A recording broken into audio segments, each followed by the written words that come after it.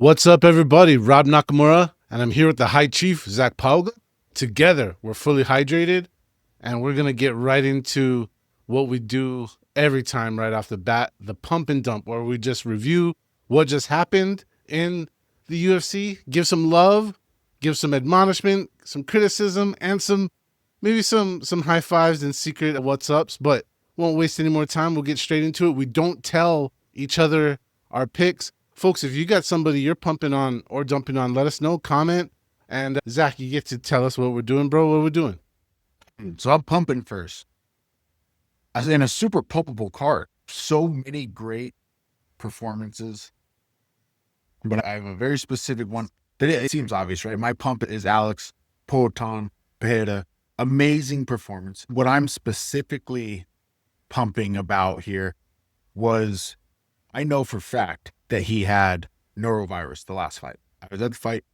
8 people on the card got norovirus. I was there with Curtis Blades. He pulled out of his fight because of the sickness. Poatan chose to fight and knew he didn't put on his great performance. But you hear that almost every time someone loses. Almost every time someone loses. Oh, I was sick. Oh, I stubbed my toe, whatever.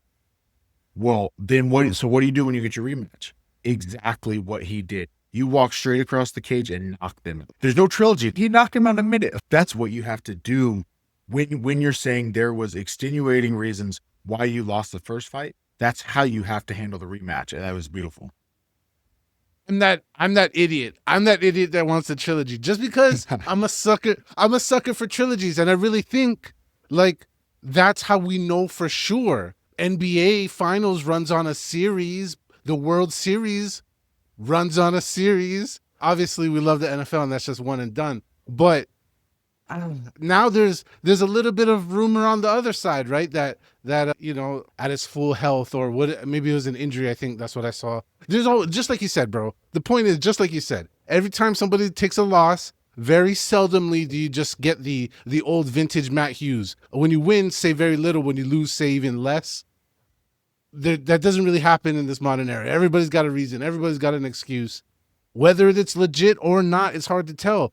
Sometimes you could be minding your own business and get hit by a car. Shout out Jared Gordon.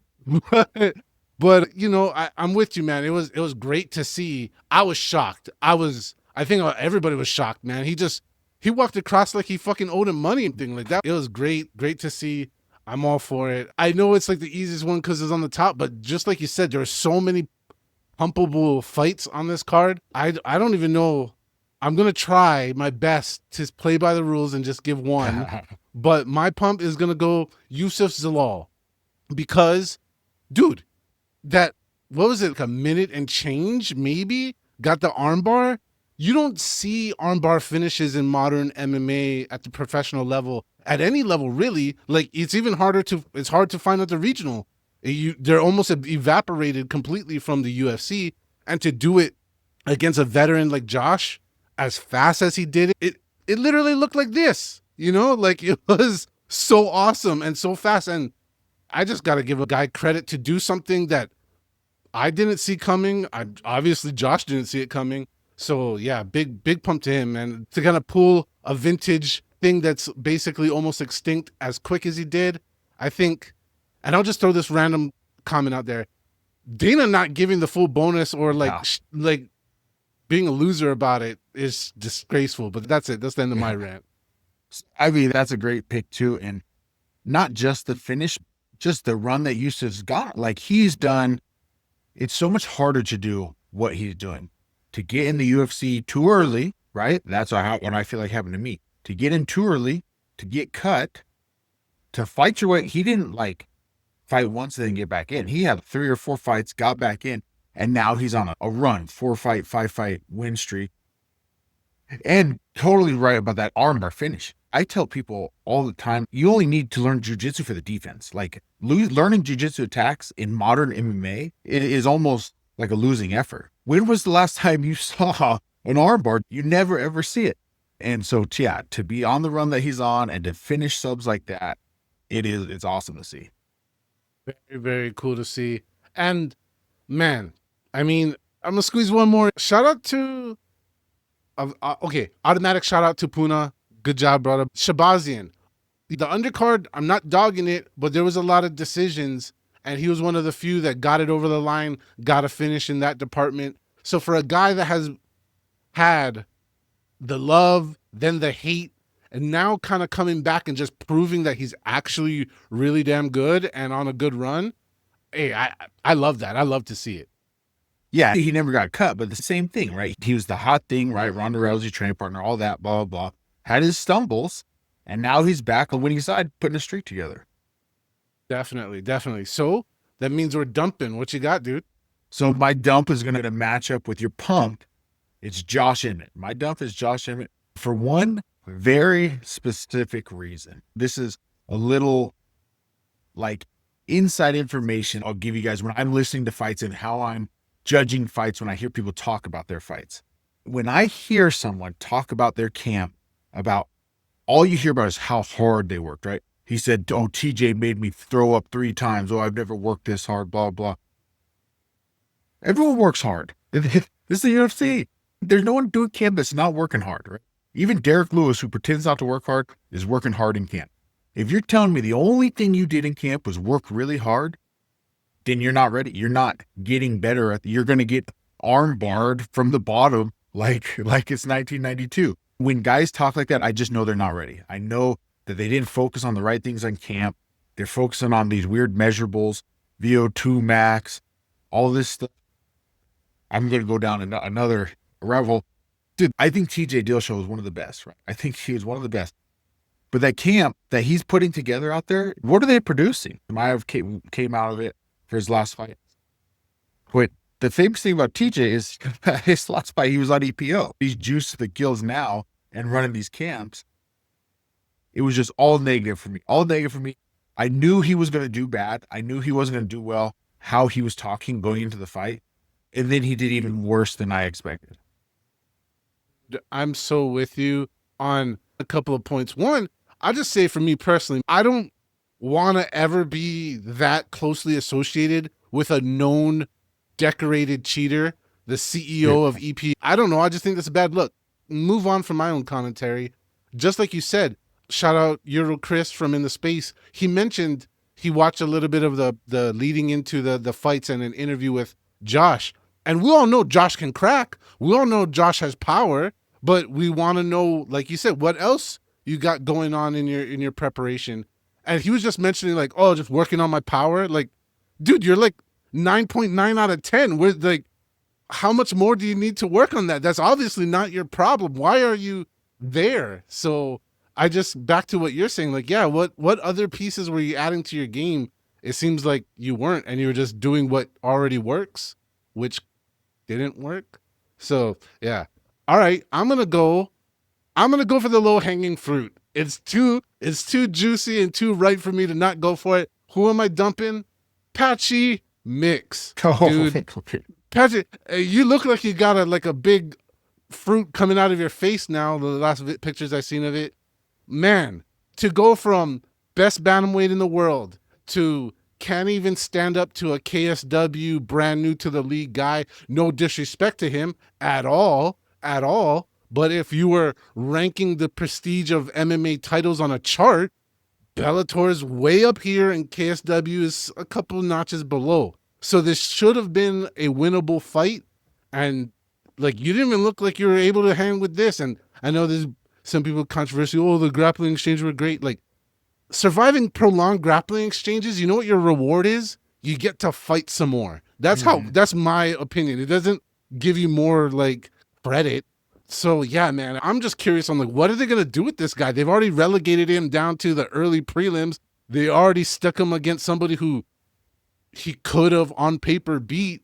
Like, anyways, that's not even the answer we really need. But yeah, dude, this guy's making an ass of himself.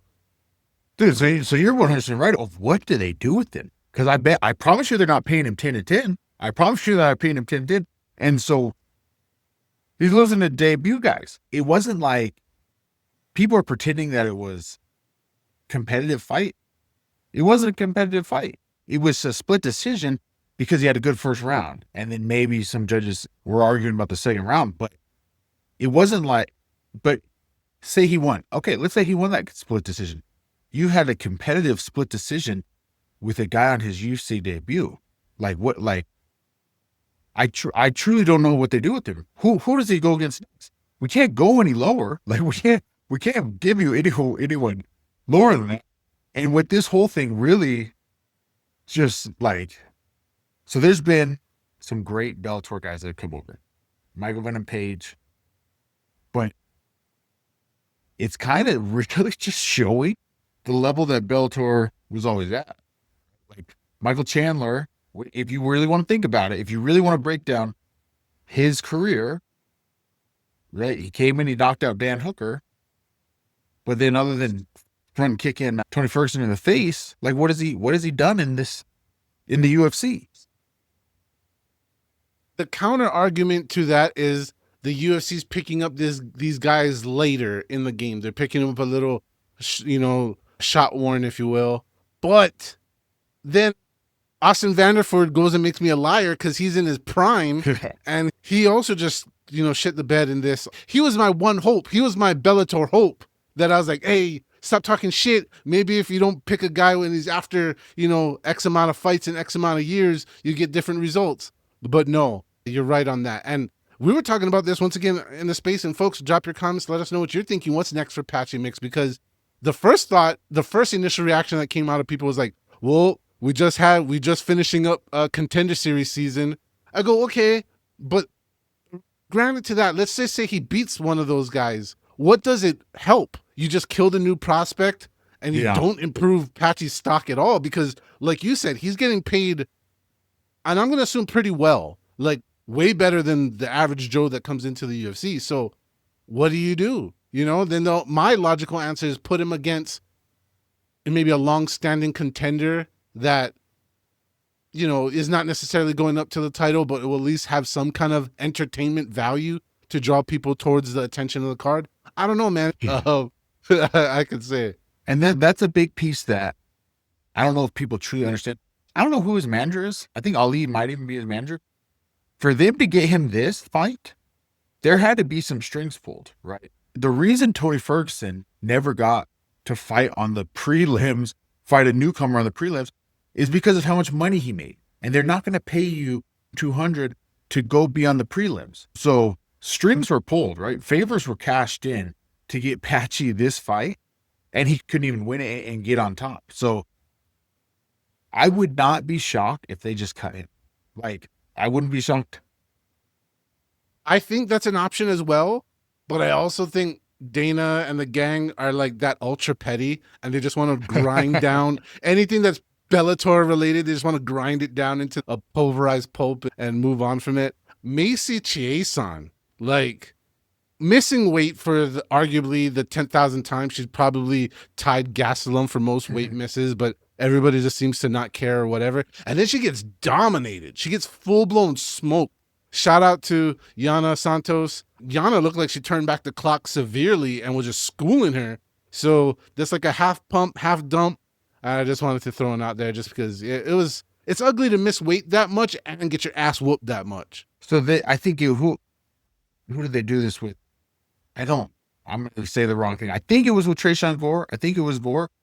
But if you miss weight and lose, you should automatically be cut. You shouldn't even make it back to the locker room. If you, like, the worst thing about missing weight is they usually miss weight and kick the other person's ass who drained themselves. But if you miss weight and lose, they should just tear your contract up right there.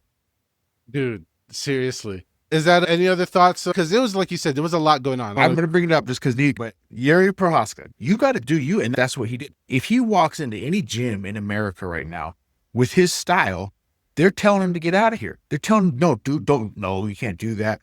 Put your hands up, all this stuff, blah, blah.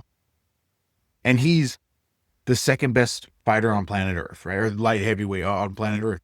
He's just the only person he's ever lost to is the champ. And it's so refreshing and nice to see something that's different, something that's being authentic, right? He's not trying to copy Conor. He's not trying to make a freak show of every fight that he goes into. And people love it. People love what he's doing. And I just love that as well. And I wanted to, but like you said, there were so many things to say. Yeah, Yuri deserves it. And like doing just, like you said, just being himself, doing weird stuff, doing a little bit of old school stuff, like whacking himself with stinging nettles to build immunity. Like, what, bro? And then like some of the stuff I'd seen a quote after the fight was he said, I don't know if he was trolling or just being funny or if he really meant this, but he goes, "Oh, I learned in this fight that keeping my hands up That does really kind of could work." work. And I was like, all right, my brother, like you have to test it live action before you give it any credit. That's cool. And I'll be honest, I was on Team Prohaska coming into this, and the way it was going at Yeah. first, and some of his really badly timed aerial attacks where he would jump, but he was nowhere near landing a knee from it and just landing in the danger zone. I was like, dude, this guy's gonna get detonated so bad. And for him to figure it out, first with the kick to the belly, and he just kept revisiting it, and he just changed his attack. He went from going high to going middle, and he found so much success there that, I mean, it was just a magical thing to see. And man, it was so damn good. And we're not a betting channel. We're not a betting show. But maybe next time I'll join the spaces and give the lows. But he was plus 8,000 after the second. And I jumped on it for one reason specific, because this is if this gets our show canceled, this is the one to get canceled. But chocolate melts in the third, guys. Chocolate melts in the third. The bigger, darker, and more ripped your opponent is, the worse they are in the third round. And after that second round, I knew Jerry was coming back. I didn't know it was going to be exactly how it went, but I knew that it was at those odds, plus 8,000. It was insane. Yeah, and I'll just jump onto that. When you're talking about a world-class fighter, and you want to go plus that kind of odds, I'll take anybody. Like, you're in a once again, elite fighter. Hell yeah, go for it. And good for you, man. Congratulations. Dude, well, we're ending the pump and dump here. All right, folks. Well, thank you once again for going the distance with us. Like, subscribe, share, comment, whatevers. We appreciate it. It's been a good time. We'll see you next time. But in the meantime, stay fully hydrated. All right.